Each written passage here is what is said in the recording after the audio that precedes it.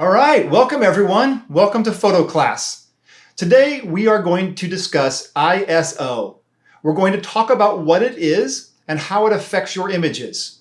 And for those of you who have been following along, we are going to tie together the three parts of the exposure triangle.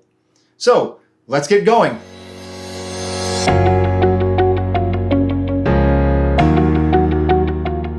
So ISO, what is it? ISO is a numbering system that you're going to encounter in photography, and it relates to the sensitivity of light. In that numbering system, a higher number means more sensitive, while a lower number means less sensitive. Originally, that numbering system referred to the sensitivity of film, and the entire roll of film maintained the same quality throughout. However, in today's digital cameras, that sensitivity has translated over to a camera sensor, and that ISO can be adjusted between shots. When we talk about sensitivity to light, what we are really talking about is how long any given scene takes to imprint itself upon a medium. A lower ISO setting is going to take longer to fully saturate all the details, while a higher ISO is going to be much quicker. Additionally, a higher ISO is going to take less light, allowing you to shoot in darker conditions. You're probably now asking yourself, why not just set the ISO up high so that you can make your camera quite sensitive to light, and then you can shoot in all kinds of different situations? And that is a very fair question. But as you have undoubtedly learned in the last couple lessons, every adjustment you make has a unique characteristic that it's going to imprint upon your images. And ISO's trait is noise. As you increase that ISO, you start to then introduce grain or noise into your image.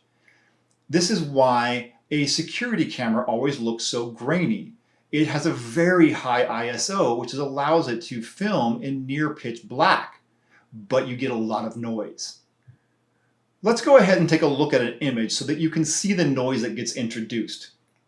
This image was obviously taken at a dark time of day, near the last light of sunset. It was shot at an ISO of 1600, and initially it looks decent. But if we were to zoom into the image, particularly in this area here, you can see this grain in the sky that is the result of the sensor noise. We know that the sky doesn't have this kind of texture to it. This has been introduced by the high ISO setting.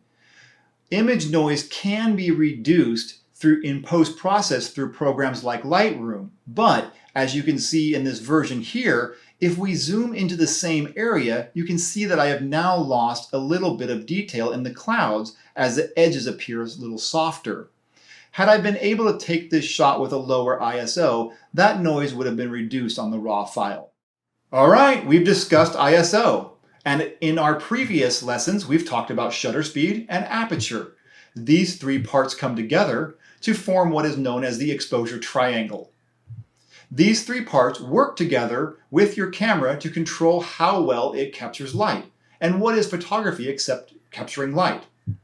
When we talked about shutter speed in our first video, we learned and we explored that manipulating this speed can either freeze or blur motion. But I am hoping that as you practiced, you found that the higher shutter speed also created darker images, while a lower shutter speed made them brighter. This is because the shutter speed is literally opening up the door to the sensor, allowing more light to pass through. The longer it's open, the more light's going to come through. In our second video, we talked about aperture, and we talked about how controlling this iris opening is going to impact your depth of field, or the range of what's in focus. But I also hope that you notice that a smaller opening or higher f-stop number created a darker image, while a wider open aperture, so something low, it created a brighter image. That is because this is controlling how much light is passing through the lens. While aperture and shutter speed are controlling the amount of light that passes through the lens and then onto the sensor, ISO is controlling your camera's ability to record that light. These three parts combine to control the overall exposure of any image. And while each part of this exposure triangle each has its own unique trait, be it motion blur, depth of field, or noise, Adjusting one of them also impacts the other two. Why does the exposure triangle matter? Well, photography means light writing. If you have too much light, then you are writing too much information onto the sensor, and it causes it to blow out, to become pure white. While if you don't have enough light, you don't have enough to write with, resulting in dark images and areas that are completely black. Exposing your images properly means striking a balance for every area of your image that is somewhere between pure black and pure white, while achieving the desired effect that you want for your image. Proper exposure can also impact how your camera captures color. We've all seen images of the visible light spectrum much like the one that's on the screen now. What's important to notice is the squiggly line over the top. What it's representing is the speed of light, and as you can see, when it's near over the red side, those red and orange colors, it's moving slower than it is over on the blue side, where it's moving much quicker. Your camera's exposure settings can impact how it captures those range of colors. Let's look at this other image, which has the different spectrums of the color broken out into separate waves. If you were to think of each peak as a drop of ink and the length of the squiggle as time, you can see that the red puts down far fewer drops of paint than blue in the same amount of time. As you practice your photography, you're going to find that it's going to take you more time to capture reds and oranges than you are going to need for blues. Lower light situations like sunsets taken at either higher ISOs or faster shutter speeds are not going to bring in those reds and oranges the way that the blues are going to flood your sensor.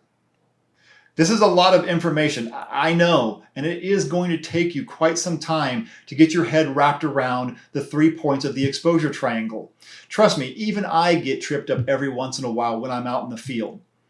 My best advice to you at this point is to dedicate some time, take your camera out somewhere, and systematically go through each of the parts of this exposure triangle.